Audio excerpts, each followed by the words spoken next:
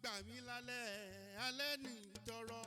Ifá gbà mí lálẹ́ o alẹ́ ní tọrọ. Mi nombre es Ifatola Yemia Guarení y los invito a que juntos podamos conocer el concepto Yoruba de doble espiritual, conociendo Agbe Orum.